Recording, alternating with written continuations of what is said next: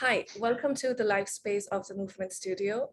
Joining me today is Keerthana Swaminathan, who's a sports psychologist by profession. Keerthana is going to give a brief introduction about herself before we launch into the why and the what of this conversation. Yes, Keerthana.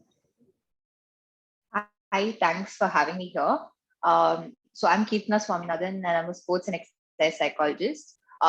So why I picked sports psychology is because I was an obese kid back then, and I was a lot into dancing, and I also got into long distance running, and that made me lose weight and bring out the personality and the characteristics in me. So that triggered me, and that made me choose sports psychology, sports and exercise psychology, hence that. And right now, I graduated from Loughborough University, which is in the UK. And right now I'm practicing in Chennai. Welcome to the live space. So to begin with, what is sports psychology and its relevance in sports as well as the life of children?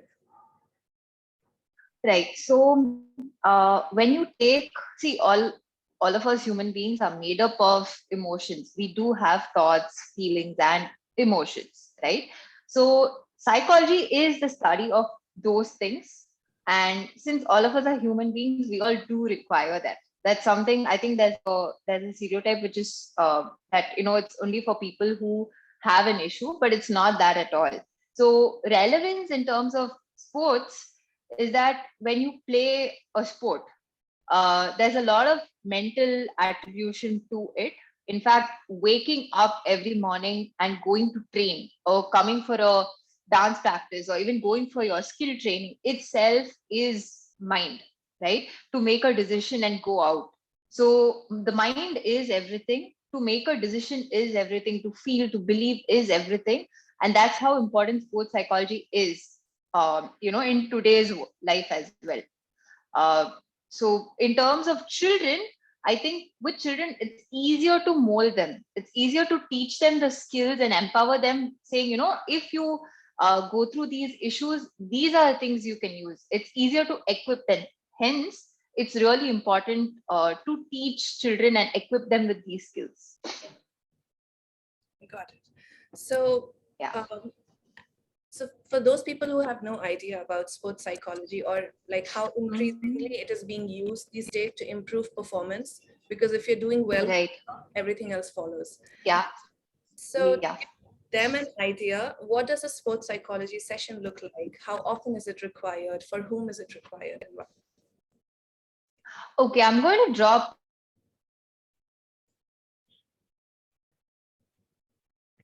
parallel to our physical fitness training.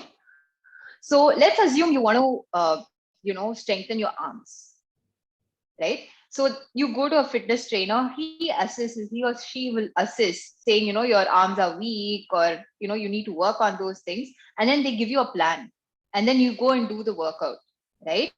That's one aspect of what we do in terms of mental training. So we assess, we say these are the things that you actually need to work on, and then we work with them on that, and they also need to put in the effort, right? So that is a basic training plan.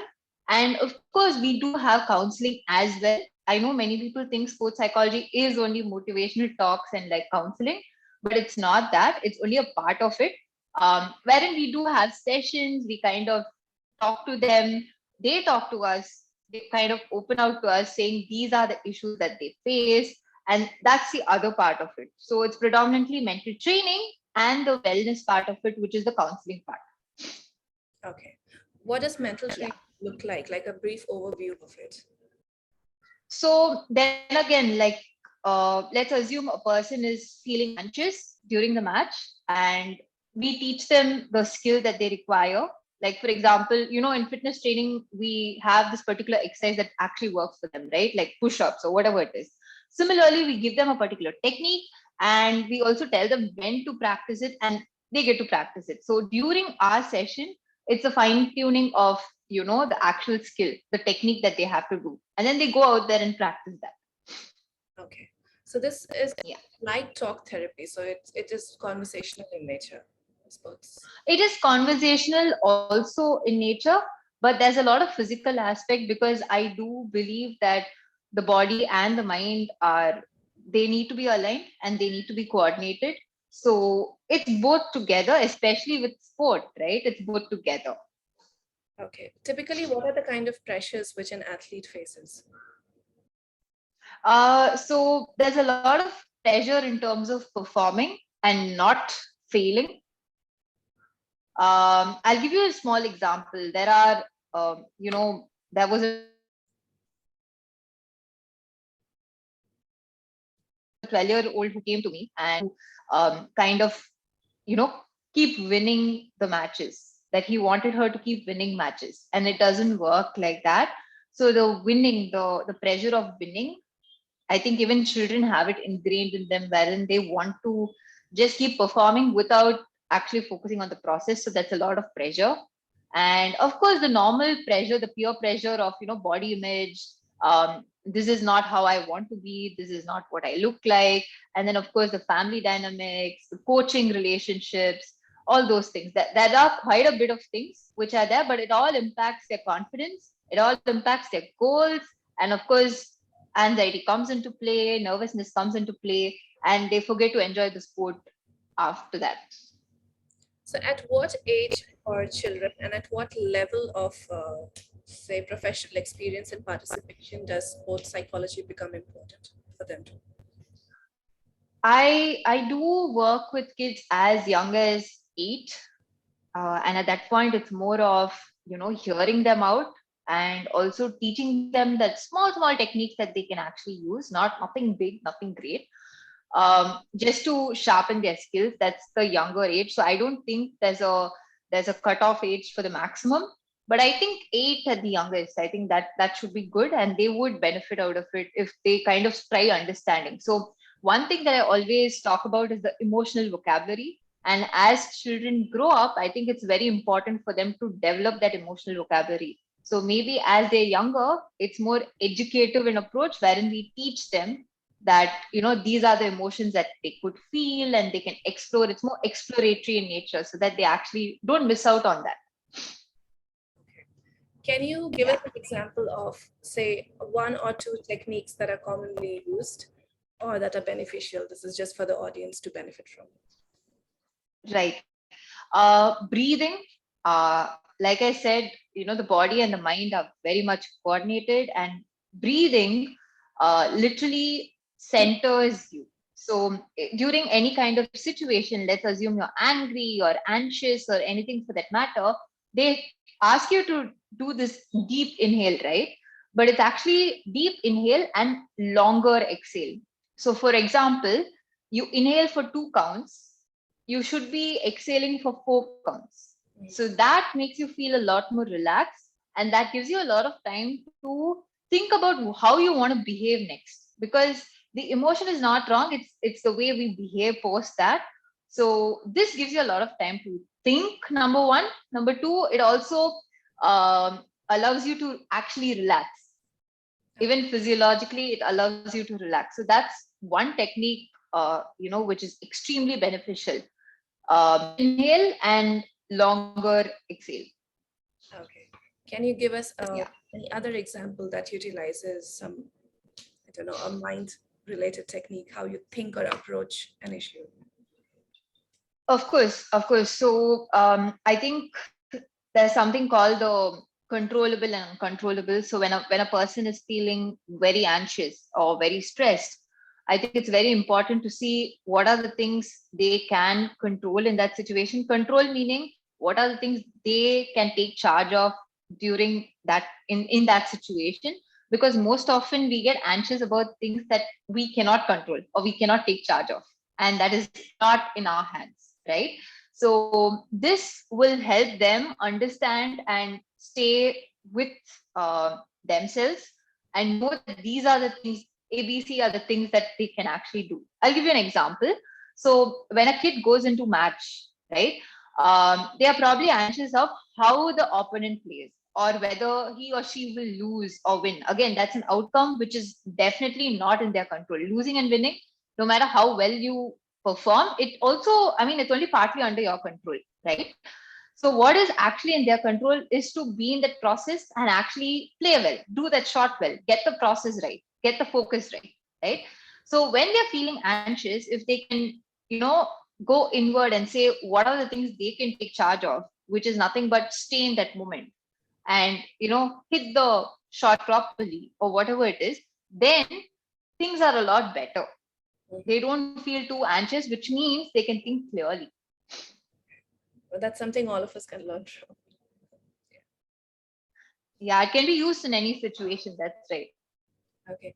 I'm just going to pause the recording for a second because I have to take an important call. Sure. We'll resume this. Sure. So we're back. I had one more question. So a lot of literature around psychology is very driven by the Western context. So adapting Yeah. it to the Indian context, because this is where we are. So what do you Yeah. think are the most common issues which a child athlete or a teen athlete faces that is very contextual to the Indian society? Say 3 Mhm. issues that you can think of and how to approach Mhm. those, how to handle those. I think the first thing is self-esteem issues, because over here there's this cultural thing that you're not supposed to appreciate children. Whether it's coaches or parents, again, that's something that they've been brought up with. So it's nothing wrong, but it's a very cultural context here. So I think self-esteem issues are very much prevalent in our culture. So no matter how well they do, they always feel like they're not good enough, and they always keep chasing something else, right? So I think that is one issue which is extremely prevalent, and it would be great if we can, kind of start changing it. So that's definitely number one. Number two is, I think people here are more performance driven rather than process driven. um, Again, that's very cultural. There's a lot to do here. We use, I mean, in from my kind of practice, we use metrics as indicators, not as an obsession. Metrics also means the ranking and everything, but here again there's a huge competition, right? If you take swimming, if you take dancing, there's just so many people out there. So obviously this need to become first. It's a very cultural thing that, only if you are the best, you can actually survive over here, right? Which is great in a way, but then they end up missing out on the process part of it. We need that also, but we need this aspect also, which is the process, right? And people are not process driven here. So I think one of the things we need to, mindsets wise, I think things need to be more process driven. And the third thing is probably the labels and the stereotypes we are glued to, not being uh, vulnerable, not wanting to be vulnerable, or not accepting vulnerability. Because once the acceptance is there, we can always change, we can always transform. It's not about the person being a certain way, it's more about the acceptance. And the more we accept our vulnerability, which is nothing wrong at all, I think the more we progress. So I think this also is a huge, again, I won't say issue. I think that's something which is very prevalent in our country. It becomes an issue, I think, when the athlete is on the ground training and then performing during Yes. competitions, then it becomes an Yes. issue. They have low self-esteem. During critical moments, yes, exactly. It becomes it does become an issue. It does influence relationships.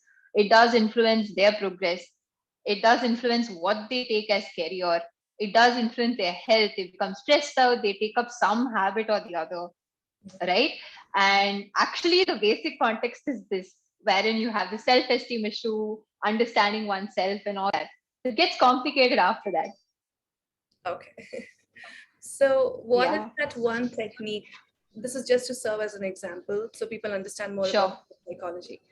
As a sports psychologist, Mm-hmm. what would you share the psychology-driven technique that a person can use to enhance their self-esteem? One, to be more process-driven rather than obsessed with indicators of performance, and to deal with Mm-hmm. label stereotypes and be okay with embracing vulnerability. So for each of these factors. Okay, I this is going to be a huge mindset shift.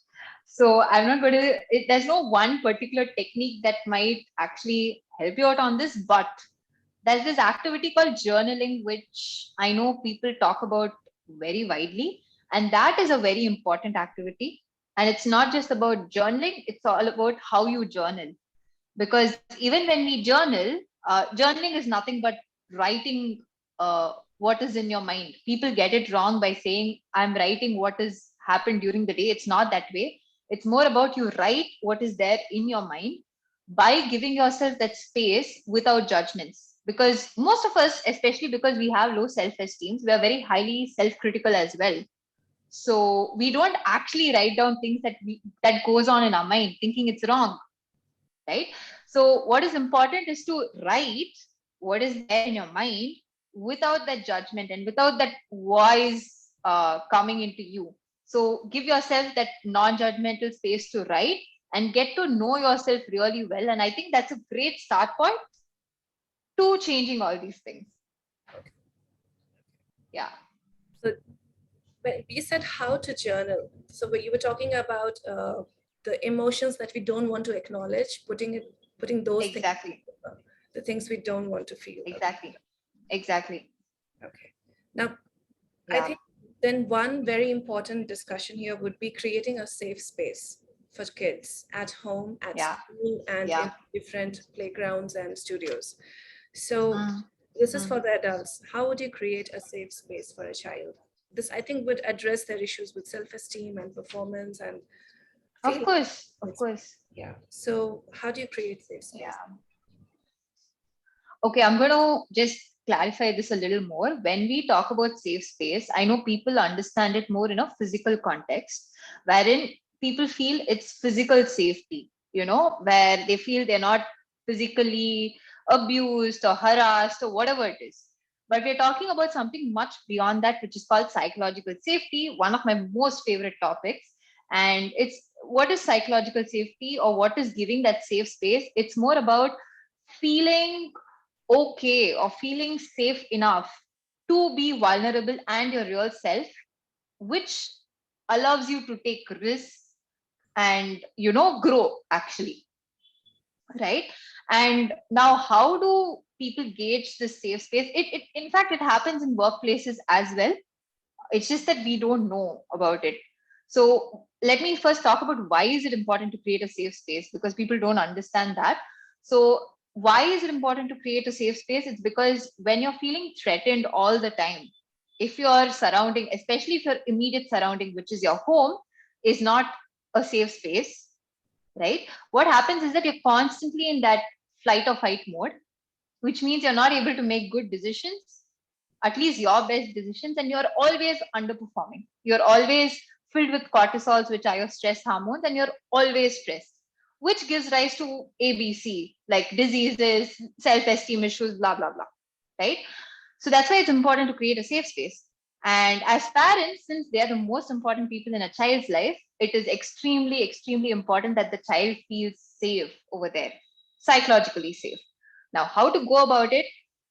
One thing which is very important that people should know is the words that people use matter a lot, right? It's very important to understand how to react and respond when a child makes a mistake. Although intention wise, the parent may, feel okay that the child is making a mistake, they may not really express that. So both needs to be in alignment, because children are bound to make mistakes. Come on. And because they don't know things. And it's very important for us as parents to actually kind of guide them through it rather than bashing them up for making a mistake.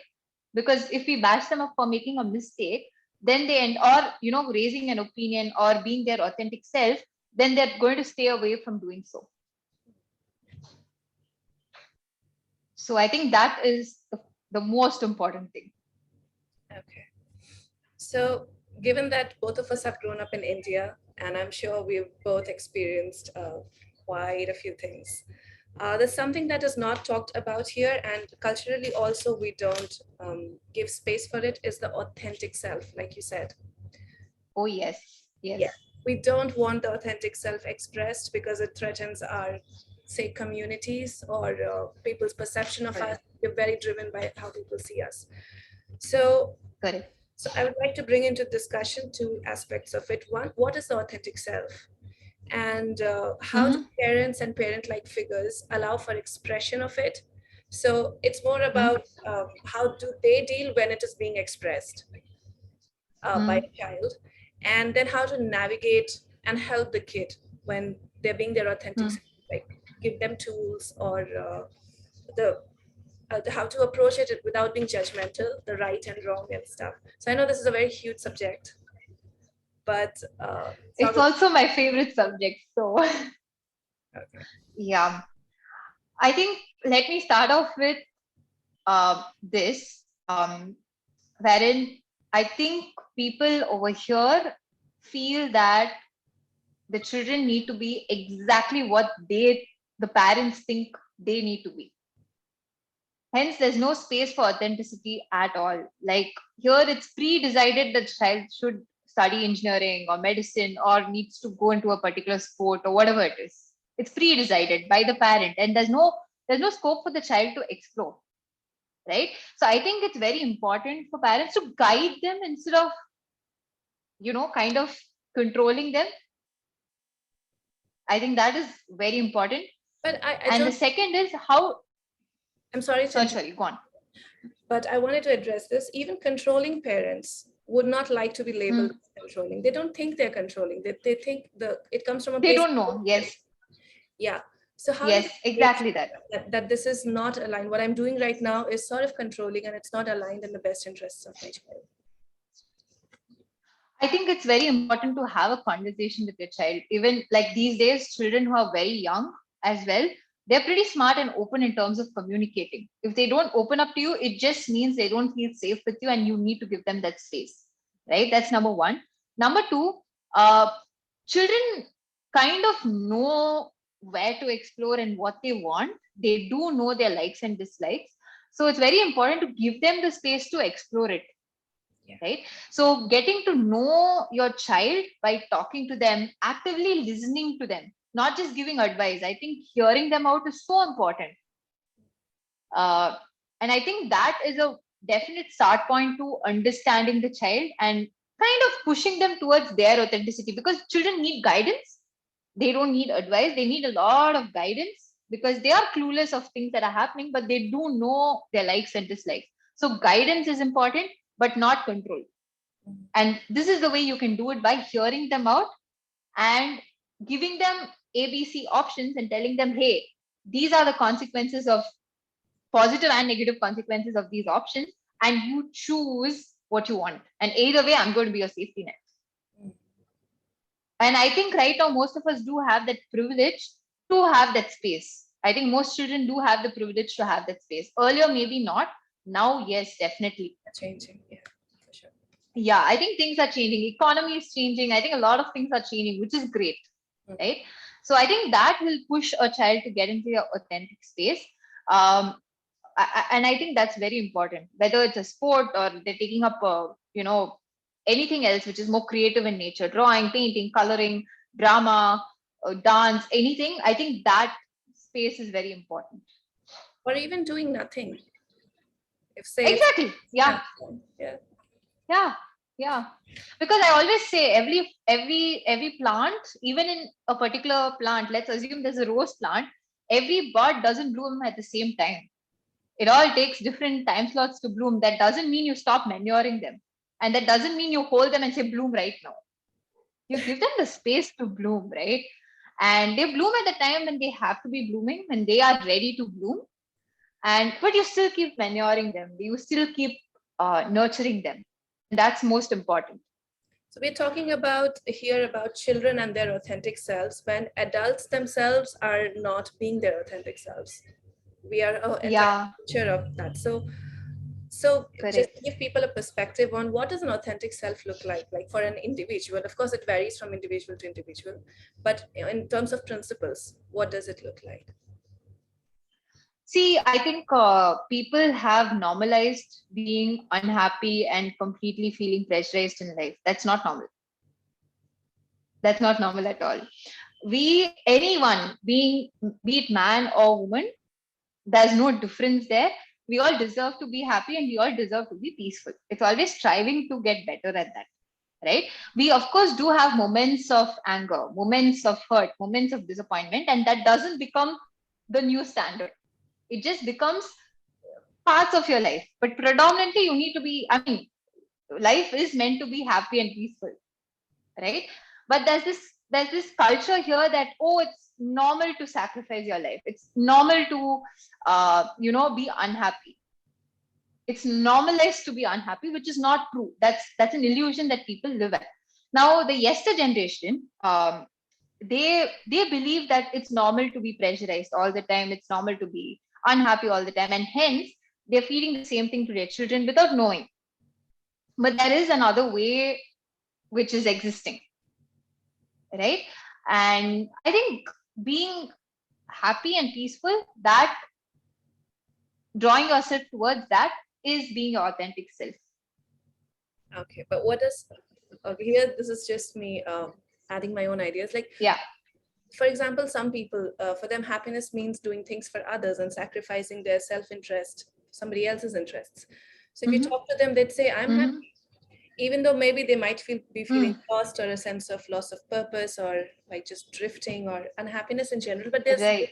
say, no, I'm happy because this thing makes me happy. But do you think it's an expression of their authentic self? No, it's, so what happens is that there it's predominantly unhappy with moments of happiness. And that's not what I'm talking about. It's more in terms of, yeah, there are people who love caring for others and that makes them predominantly happy. But that's not how some people are. If it only gives them moments of happiness, then they still need to dig deep. They're just conditioned to think that that is happiness. I think that change, again, journaling is one way they get to understand that. Okay, so Yeah, you first develop a self-awareness of who you are, what you like, exactly. and then you strive towards it, Yeah, even if everybody else tells you this is not right, or I don't otherwise, agree with it. yeah, But because everybody yeah, is a private, personal thing. Yeah, they should correct, get to correct, correct. yeah. And one more thing, what, like, I know people keep saying, what will the society say, but the society is made up of people like you and me and the rest of them. So if one of us start living a life for ourselves, yeah, the society will talk, whatever, but then slowly other people will keep standing up for themselves and the society will change because it is made up of us. Yes. And I think we shouldn't be scared of what other people will say, but we have to go ahead and be truthful to ourselves. Yeah. And explore ourselves. I think that's more important. So I think this is where setting boundaries becomes very important. Exactly. And that again in India is very different. Saying no itself, it's very, people get offended because of that and they don't understand. Simple things, small things like not taking calls or something like that, they don't understand boundaries. So I think it's very important for us to, kind of give them the awareness to set boundaries, and there's nothing wrong in that. So as a culture, would you say that if we want to create safe spaces and help children grow into healthy adults, we need to start practicing laying down boundaries with others, because the children are always watching. Of course. Children also how to do that. Yeah. And of course. I think, go on. I think boundaries is a very huge subject and we don't have the scope yes. for it in today's session. Right now, yeah. But that's something people can look up on YouTube or read a book about, because they can always reach out to you if they want to ask questions around. For sure. Yeah, definitely. And it's not physical boundaries, it's more in terms of the psychological boundaries that we are actually talking about. Yeah, it's important to note that. Yeah. So creating safe space for children and expressing to be able to express their authentic self. So this was a general idea of child psychology and why it is important in sports. And like you said, 8 years words is a good place to start. We'll move into the next part of the discussion, which is about specifically related to dance and kids training in dance and their psychology, primarily related to self-image and body image issues. Yes. Where would you like to begin talking about that? What are the afflictions of our time? So, dance is actually an art where you express. I'm a dancer as well. It's actually a form where you express yourself, and it has nothing much to do with your body and how you look. It's more in terms of how and what you express. Of course, you need to be fit enough to sit and stand. It's not about it's not the look, right? And I don't know how this entire culture of how you look is more important for dancing than how you actually express things, right? And because of that culture, there's a lot of um, there's a lot of body image issues that I know girls and boys have it. It's not like earlier, maybe it used to be only for girls, but now I know it's prevalent in girls and boys, and that they have to be a certain body type and they have to look a certain way. And it's no longer about fitness or expressing, it's more about how they look, which gives rise to a number of, say, eating disorders, again self-esteem issues, and again, when they grow up, osteoporosis, bone issues, da da da da, because again they're not eating right and all that, right? So I think there is a lot that goes on there, and so hidden. It's really hidden. People really don't talk about it at all. And this pressure to be number one, the pressure to dance fast, dance slow, to compete all the time, I think that is there a lot. And there are very few places that teach them to dance in their way, their style, teach them to express rather than dancing to impress. Okay. But Yes. then when it comes to competitive dancing, it is very Yes. aesthetics driven. Like aesthetics are determined Yes. by common perception, by the judges, by dance teachers themselves. Yes. Yeah, so it is common to aspire to a certain body type. So what would you say to young dancers in that case, who have mentors and teachers like that, who are telling them you need to look this way to be able to dance that way? Mm, mm. Again, it's all about knowing what you can, what you can't see. Pushing a child or challenging a child is different from accusing the child and blaming the child. And I think we need to understand the difference between both. Pushing the child to get fitter is different from blaming the child, saying you look a certain way, this is bad, this is nasty, right? And pushing the child and challenging the child will make the child bloom, whereas the other one will make the child to either quit dancing or to just, kind of get into their own mental health issues. Okay. And how do we go about the difference between the two? Perception and the way the teachers talk, the way the parents talk, the way the parents respond or the teachers respond. I think that is so important, than anything else. So you cannot take the child for granted. You can't just, you got to train them. You got to tell them that this is how, I would respond. So the teacher needs to respond a certain way. They can't go and keep shouting at them all the time. It doesn't work like that. So like you said, words are important and how they are said also. Very important. Which, yeah, Matters a lot. we have to choose how we express here. And Yeah. Yeah. I And think I that, think aligning, sorry, no, it's okay. I Please. think aligning intentions, Mhm. aligning our intentions with our words and actions are so important. And most teachers and most parents don't know how to do it for no fault of theirs. They just don't know how to do it. So I think that alignment is important. So if you intend good for your child, then you got to say that, and the child will understand. But if you're going to keep shouting at them, then it gets worse. So you don't have to, that it's very important. That alignment is very important. Yeah. I also think that setting intentions should also include the child when the intention is being set, like sit with them. Exactly. This is what I'm thinking. What are you Yes. thinking? And let's draw intentions and goals together. Yes. Yeah. I think that's very, very important. Very important. Okay. So as adults, a lot of the responsibility falls on our shoulders to navigate Yes. this here. Okay. The next thing I wanted to speak about is COVID and isolation. Yeah. The long-term psychological impacts of it in children's lives, even children as young as 2, 3 years old. Children who've never Yes. been on the inside of a school and they're already 5 or 6. So Yes. even older kids, teenagers, at this time when they're teenagers, they need community, they need their friends around, and they've not Yes. had that. Yes. And in some cases, they've had parents who are micromanaging, and now that the child is constantly in front of their eyes, 100%. who are you talking to? What are you talking about? Not letting them express healthy ways of, with the hormonal changes, being attracted to the Yes. gender they're interested in. Gender. Yes. Yeah, Yeah. I've personally heard stories from my 15-year-olds, like the Yes. being Yes. shamed for it, for a healthy expression. So COVID, isolation, and how it long-term impacts on children. Would you talk about? I think the first thing is COVID as such. There's a lot of anxiety in adults and children also. Lot of anxiety, and I feel um, anxiety in terms of health as such. Oh, if COVID comes, what will happen to my sport or this or that? Because they feel they can't peak in time for the next competition. Then again, they don't know when the next competition is. So that anxiety is a lot. So again, parents wanting them to train, but not allowing them to go for training camps and everything. Again, this entire fear, oh, what if COVID comes? That kind of a thing. I think that was very prevalent.